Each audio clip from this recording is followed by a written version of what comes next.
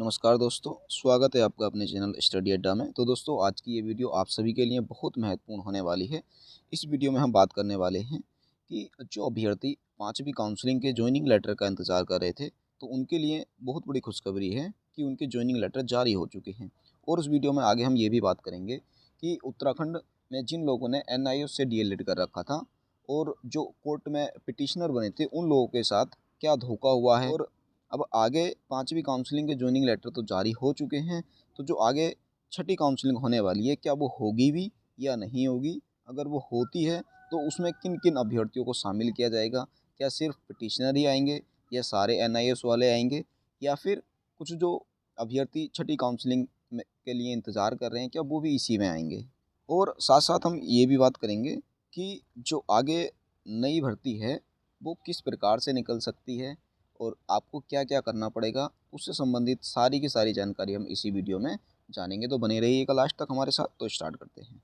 तो जैसा कि आप सभी देख ही रहे हैं कि यह खुशखबरी उन लोगों के लिए है जो 5वीं काउंसलिंग कराकर अपनी नियुक्ति का इंतज़ार कर रहे थे। तो फाइनली आज उनको जॉइनिंग लेटर जारी कर दिए गए हैं। जैसा कि आप देख रहे हैं कि हमारे पास ये एक लिस्ट है अल्मोड़ा ज़िले की, जिसमें क्या है, कुल 13 बच्चे हैं और इन 13 बच्चों के नाम अल्मोड़ा ज़िले के अंदर आए हैं। और साथ-साथ में क्या है, इनको देखो विद्यालय का नाम का भी आवंटन कर दिया गया है। और इसके अंदर अंतर्गत यह भी कहा गया है कि 15 दिनों के भीतर 15 दिनों के भीतर उनको पदभार ग्रहण करना ज़रूरी है।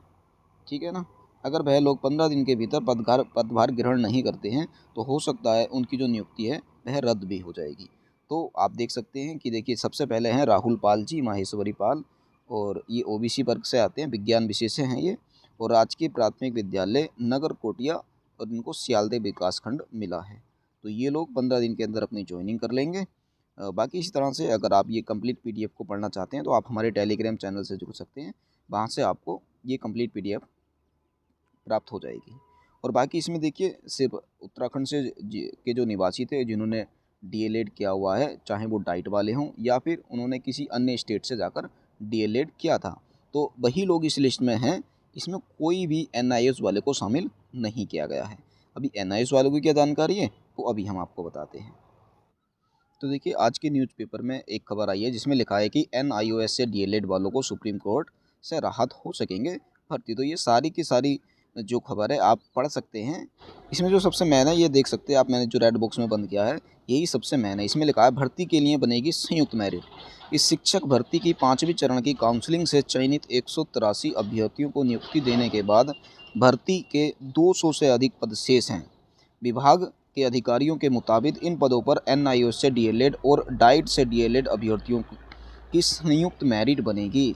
इसका मतलब इसमें यह कहा गया है कि देखिए, 5वीं काउंसलिंग कराने के बाद जो अभ्यर्थी शेष रह गए थे और प्लस 2020-21 में जो भर्ती आई थी, उसमें जिन NIOS अभ्यर्थियों ने फॉर्म फिल किया था और उनको सरकार के द्वारा उस समय इनवैलिड कर दिया गया था, तो जिन लोगों ने उस समय फॉर्म फिल किया था, वो लोग प्लस 5वीं काउंसलिंग के बाद जो लोग रह गए हैं, चाहे वो डाइट वाले हों या अदर स्टेट हों, तो उन सभी लोगों को कंबाइंड किया जाएगा। फिर उनकी एक संयुक्त मेरिट बनेगी लगभग, जो कि 200 से अधिक पदों पर होगी। और इसमें साफ-साफ हमें ये भी दिख रहा है कि देखिए, जिन लोगों ने अदर स्टेट से DLED किया था और जो डाइट वाले हैं, जो 5 काउंसलिंग के बाद भी रह गए हैं, तो उनकी भी संख्या समथिंग 150 के आसपास है। तो और आप सभी को ये भी पता होगा कि जो NIOS वाले हैं, उनकी मेरिट अदर DLED के कंपैरिजन में थोड़ी-सी कम है। तो इसमें जो लोग हैं NIOS वाले, वो कुछ सिलेक्टेड लोग ही सिलेक्शन पा सकते हैं, जिनके गुणांक हाई हो सकते हैं। तो देखिए, पिटिशनरों के साथ धोखा ये हुआ है कि जो पिटिशनर थे, पहले तो समझ रहे थे कि सिर्फ उन्हीं को इसमें लिया जाएगा, पर सरकार ने उनको साफ क्लियर कह दिया है कि इस भर्ती में अब जो मेरिट बनेगी, वो सिर्फ पिटिशनर की ही नहीं बनेगी, इसमें जितने भी अभ्यर्थी बचे हुए हैं उन सभी की बनेगी। तो देखिए, अभी आप लोगों ने ये सुना भी होगा, और जो NIOS वाले लोग हैं, उन लोगों के साथ देखो धोखा कैसे हुआ, मैं अब आपको बताता हूँ। उनके धोखा सुनो आप, कि देखिए, आपने सुना होगा या जो अभ्यर्थी हैं, उनके साथ ऐसा हुआ होगा कि बहुत सारे जो लोग थे, उनके पास कुछ लोगों के कॉल आए थे। उनको कहा गया था कि आप हमें 5,000 दे दीजिए, 10,000 दे दीजिए, 2,000 दे दीजिए, 1,000 दे दीजिए, तो कि वो उनको पिटिशनर बना देंगे। जिससे कि जो आगे की काउंसलिंग होगी सिर्फ पिटिशनर को ही लिया जाएगा। तो बहुत सारे लोगों ने 5,000 रुपये दिए थे, 2,000 रुपये दिए थे। मेरी कुछ स्पेशली कुछ लोगों से बात भी हुई है। उन्होंने कहा था कि सर हमने 5,000 रुपये दिए थे, किसी ने कहा था कि हमने 2,000 दिए थे, कुछ तो ऐसे भी लोग हैं जिन्होंने कहा था कि हमने 6,000 रुपये दिए थे।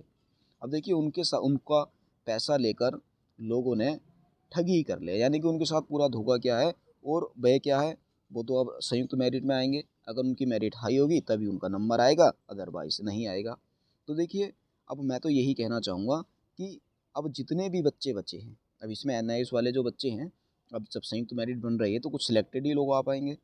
यानी कि 150 समथिंग पुराने बच्चे हैं, अदर स्टेट से डीएलएड किए हुए और डाइट वाले, और प्लस कुछ अब 200 से अधिक पद है, तो मान के चलो अगर 100 एनआईएस वाले इसमें लग जाते हैं, तो बाकी तो बहुत सारे बच्चे हैं जो कि हमारे उत्तराखंड में एनआईएस से डीएलएड हैं।